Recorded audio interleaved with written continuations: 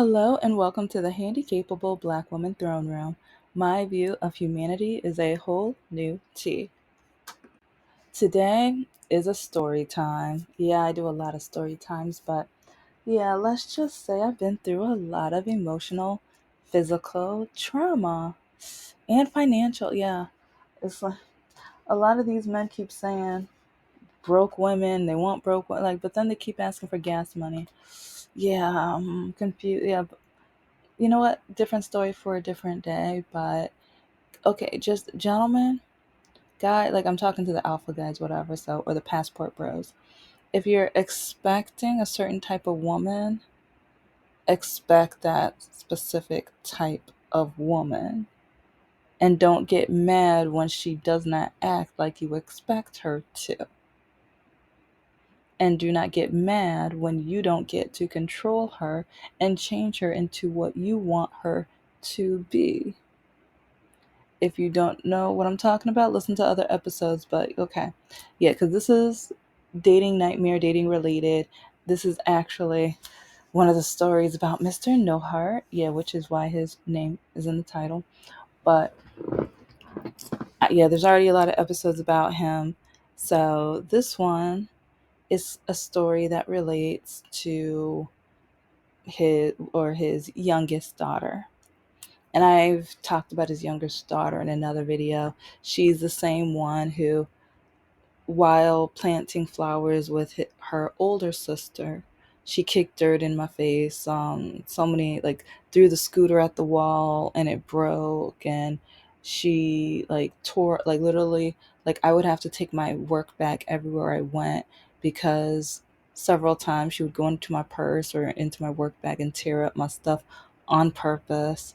She would come up and kick me and literally put bruises on me. But then when I showed my now ex, he would just say, "Oh, she was playing. She didn't mean it. Oh, you must have kicked your leg on the table or the stair banister. That was your fault. You did that. She didn't do it." Yeah, but okay. Here is a story time that relates to both of them. Here we go. So, with relationships or even friendships, I like to me, making food is a big deal.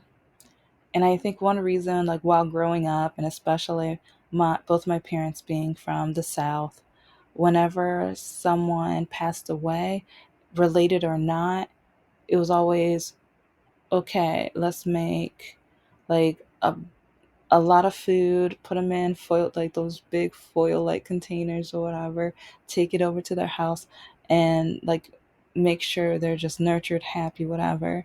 When family members end up in nursing homes, okay, let's make them some food so they can get healthy. And because most of them don't like the food at these homes and they're going to refuse to eat it, so then they're going to have to stay there longer. And then, like, certain family members, we go over to their house, we see their refrigerator is absolutely empty. It's more bare than a desert. So then we go to the grocery store and buy hundreds of dollars of food to fill up their cupboards, their refrigerators, and everything like that, to so that they will be able to last as long as possible. And if not buying the food, buying the refrigerator because the refrigerator no longer works. Or one time, a family member literally was buying bags of ice to put into the refrigerator to keep. Yeah. So anyway, if you've been listening to, well, anyway, one example in another episode, I told you guys about how my ex, when we first met, or the first few months or whatever, he was going through hard times because he was trying to pay his divorce lawyer and child support and rent and just, all of the things adult has to take care of. And he was having a really hard time, and he was scared that he was not going to be able to have his daughters for that week or weekend and things because he didn't have enough money to feed them. And his birthday just passed not too long ago. So part of me was just like, you know what? M- Since like I've seen my parents do it so many times. I went to the grocery store and I filled a grocery cart, like, and it was around $200 of food. And like some people are like, you said you just met him. Like the Christian side, like some people are like, oh, I thought you were liberal. Okay. And it's really sad how many times I've been on stream, like years ago, because I haven't been in like a year and a half or whatever. But whenever it's like someone finds out that I'm liberal and Christian, they're like, no, there's no such thing. So that means you need to be a Republican. That means you are brainwashed because you're supposed to be Republican or MAGA or a 45. Like, oh, that's what I'm like, you need to be quiet. You need to. Is, and I say that one reason because he supposedly is a liberal, but sometimes when he opened his mouth, I'm like, mm, your mom's views, Fox News views, Candace Owens views is coming out of your mouth, right? Like, you say you're a liberal, but you don't. Things aren't met. Like sometimes I feel like he only said he was a liberal to date me, because even while dating me, he tried to change me, and he tried to create me to be a submissive and stuff like that. And I was so scared of being single that parts of it worked, parts of it didn't, and it frustrated him.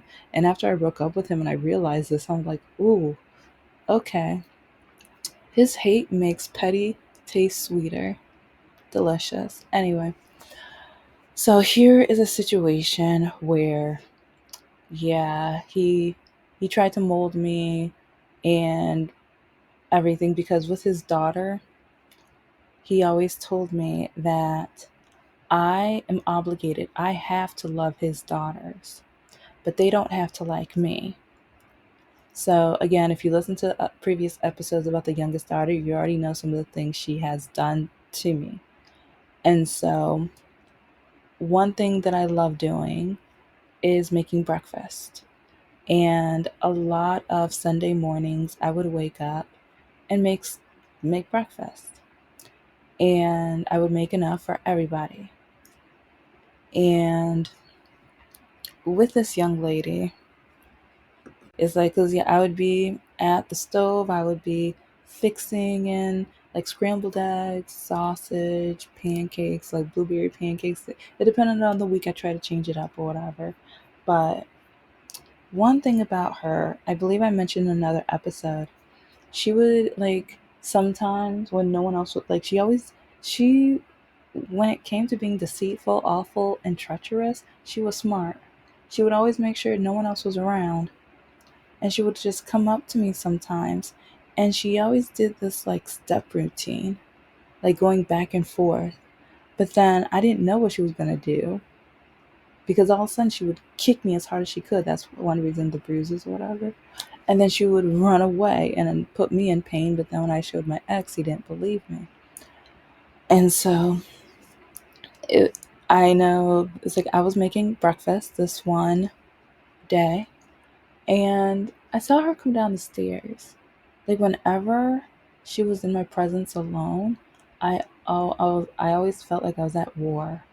I always had to figure out how to defend myself, or how to get out of that room, but I couldn't get out of the room because I was in the middle of making breakfast. So she kind of saw that I was defenseless, and especially no one else was around. The oldest daughter was, I think she was playing video games, she was playing Sims or whatever. And my now ex, he was playing video games and he has the headphones on. So she comes down and I'm like, oh crap, because it just, whenever I was alone with her, it was basically, yeah, it kind of felt like entering the fires of hell, because of how badly she treated me, and she enjoyed it. That was like her mission. That was a hobby, trying to make my life a living hell. And like I did not know why. It's like whenever I brought like even cake mix or any types of projects or the gardening, I always, like invited both daughters to help out, and I thought, these are good activities to talk and bond, and so that they can know I'm not trying to be your mom, but I do care about you. I do want to get to know you. But after a few years of her literally traumatizing me, I was just like, nope, I got enough from my mom. I got enough of this from my mother. I'm not doing this with you.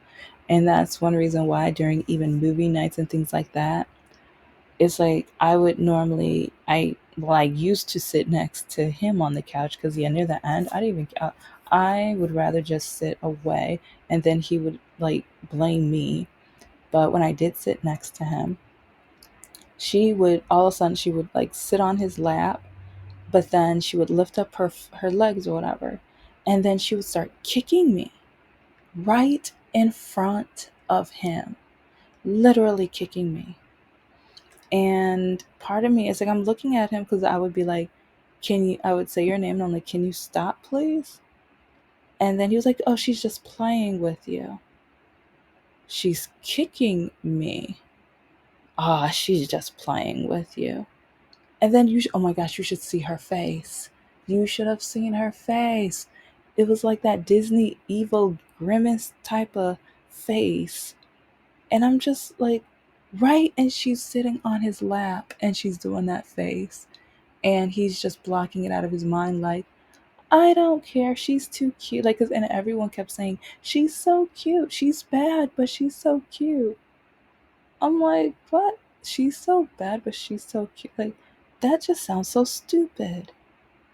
That just sounds so like, that's white privilege right there. Like, what no, it's like, I don't know if other cultures do that, but it's like I've heard, like, almost every time I've heard that, it's from the palm colored people. And I'm just like, okay, guys, I don't want, like, I'm not a parent. I wanted to be a parent, but then the same ex threatened that he was going to break up with me if I adopted and fostered after dating me for 3.5 or 4 years or whatever. Yeah, I was stuck with, like, yeah, I was dumb enough to be with him for 7 years, but listen to other episodes. I talk about my walking. I talk about my situation with being undiagnosed, mistreated, like not trusted, and traumatized my entire life. So at that point, I was at least happy to be in a relationship. I was settling and settling hard. Even this is the same guy whose mom was like, the only reason you got into college is because you're black. While her son, my ex, he escorted himself out of college. And well, I'm going to get to some of the other story times later of reasons why, because I'm creating a series called The 40 Reasons, or the Over 40 Reasons Why I Broke Up with Mr. No Heart. Yeah. And actually, like, would this be a reason? Kind of, but only a small. Like, she's going to have a full mini series because she did play a part. Like, when I broke up with him, I celebrated. I celebrated. I was in victory mode. That sounds sad, but I don't care. I celebrated that I would never have to see her again. But okay, anyway. So I was making breakfast. I was flipping the pancakes and everything like that. And I saw her. She was coming down the stairs, and she kind of looked at me with that little Disney grimace thing or whatever. And I'm just like, oh, dang it. But I'm like, you know what? I'm gonna continue these pancakes because these are smelling good. I know these are gonna be good, and I'm gonna make the cheese scrambled eggs and everything. Oh, this is gonna be good. And oh, I even had mozzarella, so I had cheddar, mozzarella, and then I had another. Like, I think I had 3 cheeses that week. I remember this because I was like, oh, she's trying to hurt me, but this is going to be a good breakfast this week. Anyway, so she comes down the stairs and she comes towards me and she starts doing that step routine, going back and forth, but she didn't realize she's done it enough that I remembered the pattern. I remember the pattern. So next thing I know, she goes to the last step before she picks up her foot to kick. And even with my disability, I knew I had just enough time to move to the other side. And I say that because I was at the oven. I was making pancakes. So if I move to the side, the oven is right in front of me. So she's thinking she's gonna kick me. All of a sudden, boom! She kicks the oven. She kicks the oven. And she ends up in a fit. No, she's screaming and hollering and everything like that. I'm looking at her like, and some people might say I'm the villain. Okay, if she didn't kick the oven, she was gonna kick me. She was trying to put that pain on me. So this is a karma situation because she was intentionally trying to hurt me.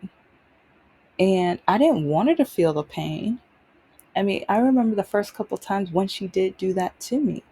I would be like, I would say your name and I'm like, why did you do that? Why are you hurting me? What did I do to you?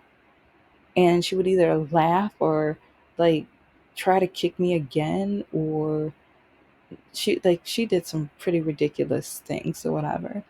But it was like next thing I know, her father runs downstairs. What happened? And then he looked at me. What did you do? I didn't do anything, because then after he tried to blame me.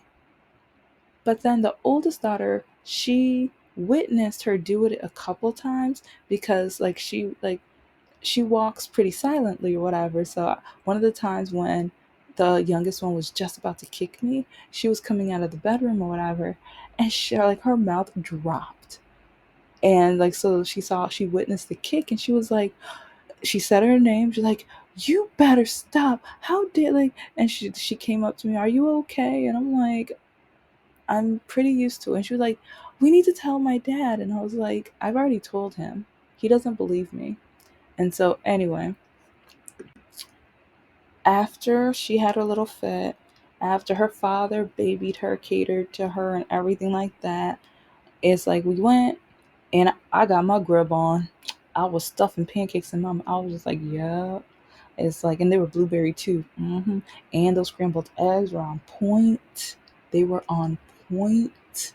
And oh, I was like, I'm creating an oil too, whatever. I've been making those with my scrambled eggs. It's like I did a new version with the cheeses with my oil.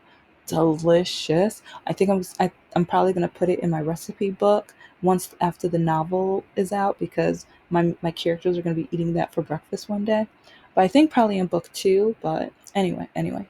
But yeah, I was stuffing my face with some pancakes.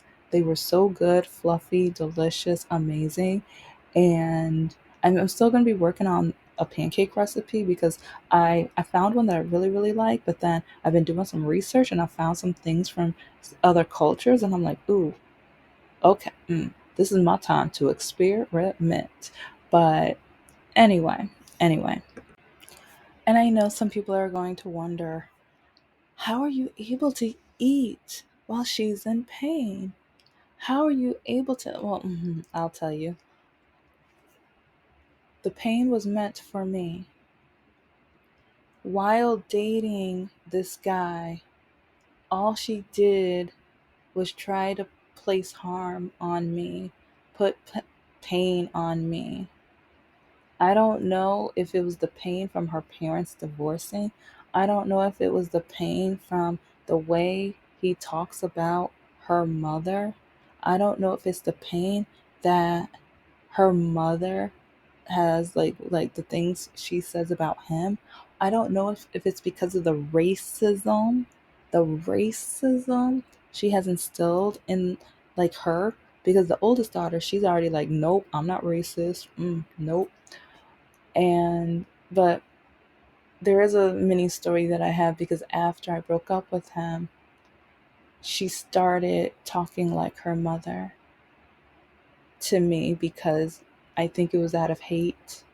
I think it was out of, like, even though she knew how bad he treated me, it's like I feel like a lot of people think like the woman is supposed to stay no matter what, even if they are being hurt mentally and physically, financially, whatever. Even though She does not realize how many times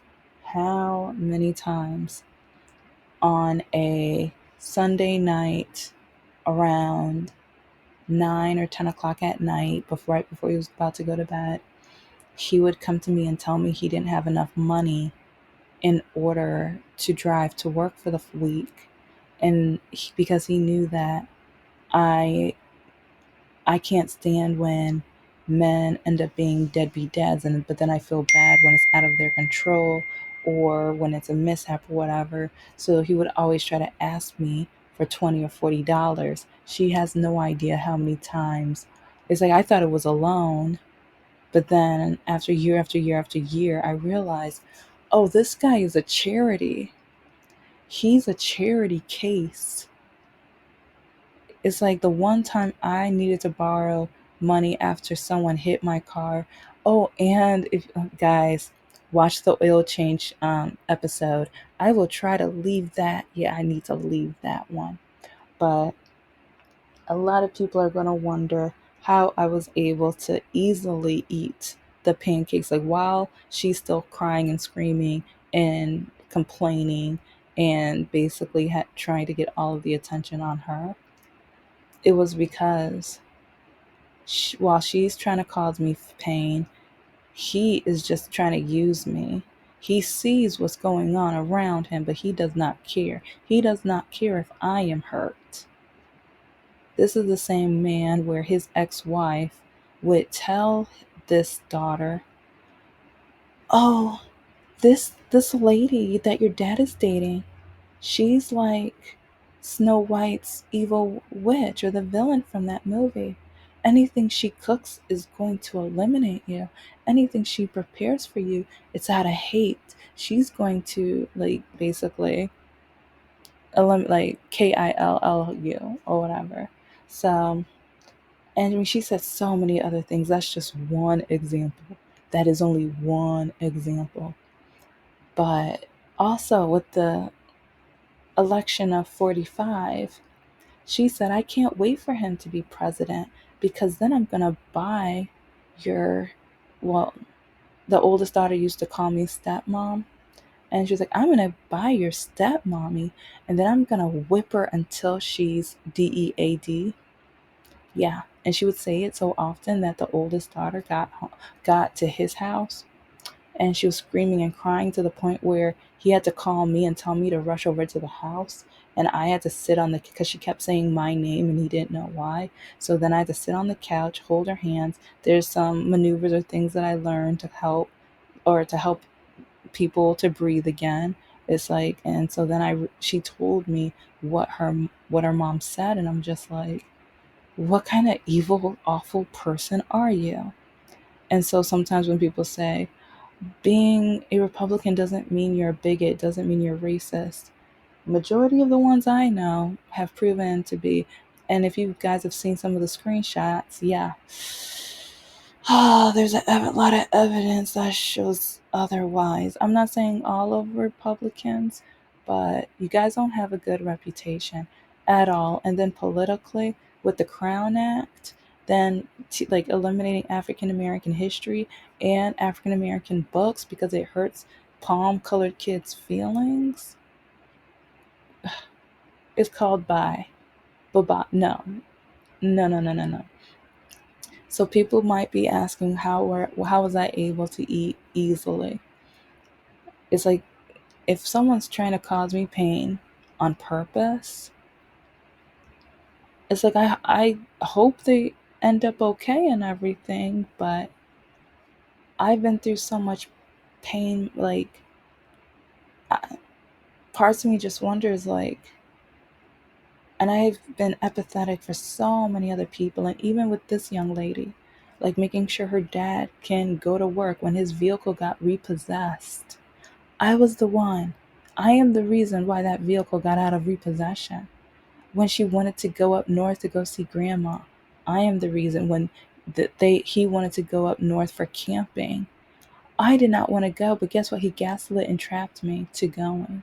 But it's like because, well, I think I told parts of that story in other episodes, but She has no idea how much I have done to try to make her life better and happy. How many trinkets I bought, but then we had to lie and say he bought them because she would throw it away or tear it up if I said I got them. She has absolutely no idea. No idea. But I gave from my heart and I tried to at least show that, yes, I know a divorce is painful and everything, and I'm not trying to replace your mother whatsoever. And I wanted my own kids. I wanted my own kids. But then when he threatened to break up with me, literally, like, I feel like he did that on purpose. He did it once he felt like he trapped me. And he knew I was too scared to break up with him, or I was too scared to let him break up with me. So then I just decided, okay, fine, I'm too old for kids. Fine, okay, I won't have kids. I promise. I won't adopt. I won't, whatever. Yeah. So I ate those pancakes easily, and I'll do it again. I will do it again. If that makes me a villain, well, actually, who was my favorite villain? I'm gonna have to think about that. So yeah, either put your favorite breakfast food or your favorite villain. Now that I'm thinking, yeah, it's like, or yeah, at the end of the video, I say your favorite breakfast food. But now that I'm thinking about it, let me know who your favorite villain is. Yeah, I like that too. Thank you so much for listening to the Handicapable Black Woman Throne Room. I am a woman, I am of color, and I am handicapable. But most importantly, I am human. You're human too. And let's just say I have so many more stories to share. Like, comment, and subscribe. And on the Handicapable Black Nerd channel, I will be picking out a book for, well, it might not be a large book group, but I want to start having book discussions. I'm going to be doing writing sprints and things like that. I think I'm going to start February or March.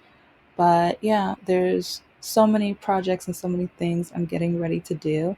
But I will talk to you guys soon.